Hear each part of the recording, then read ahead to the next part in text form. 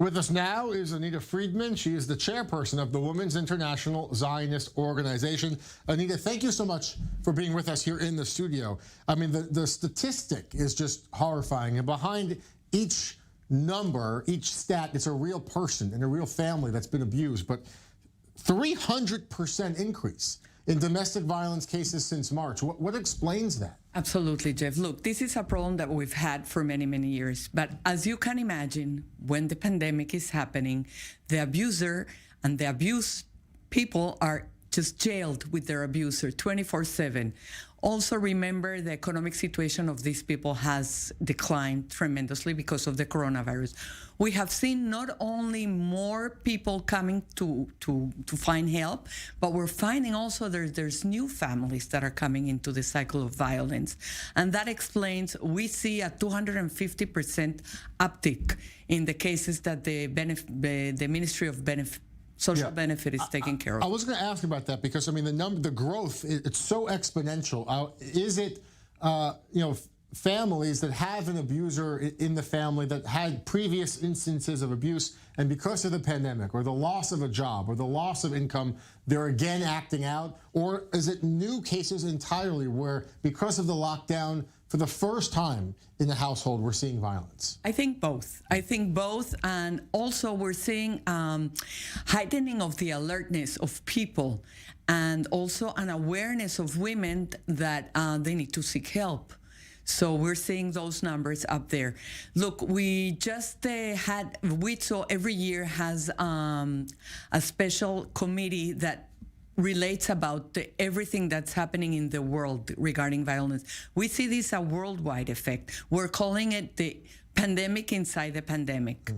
And one of the things that we're trying to raise awareness also is of the public at large, because this is a societal problem. This is not the problem of a specific woman or a specific family. It happens everywhere. Here in Israel, tell me more about the work that you're doing with some lawmakers to try and push for some new legislation, new bills about this issue. Okay, so as you said, today there is calling the Knesset to pass a new legislation that will make violent men in the courts go for therapy, as you say, which is... But that can't happen now anyway, right? A judge can decide to order that. But they're not doing it. That's what we're seeing. The judicial system is not stepping up. Not only is not stepping up, but actually sometimes they identify with the abuser and not the victim, and we see it over and over.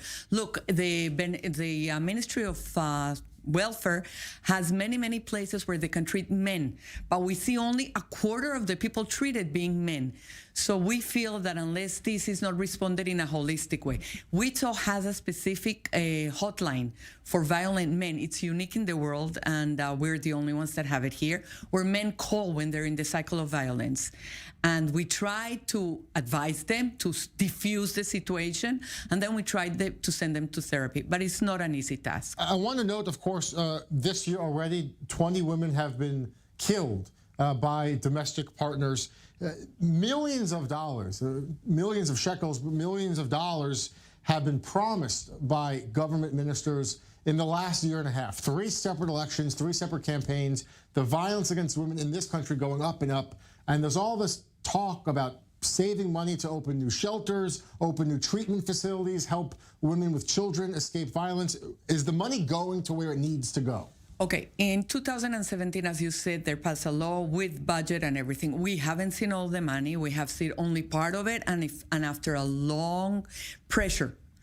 Now, what we see this year is that the awareness has changed. They are planning, the welfare ministry is planning to open 2 new shelters. There's only 14 shelters in Israel. 2 of them are under Wizo. But what we did in May, we came to the Ministry of Welfare, and together they funding it. Of course, we opened an emergency shelter for women during the pandemic, because as you can imagine, when a woman is abused, you cannot put her in a regular shelter if she hasn't had those 14 days for us to make sure that she is clean of corona.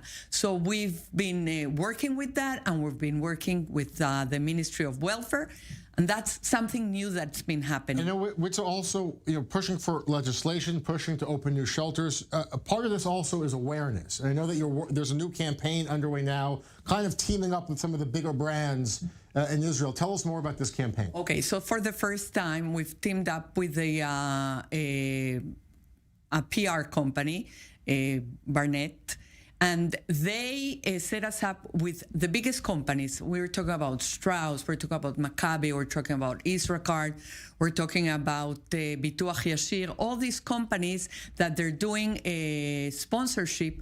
They are showing at the end of their pirsomot, of their the commercials, their ads. Commercials, they stop it and they speak about the issue. So it's been giving a big platform thanks to this company that is helping us. And the other thing is we are very much about raising the awareness in the public and the education.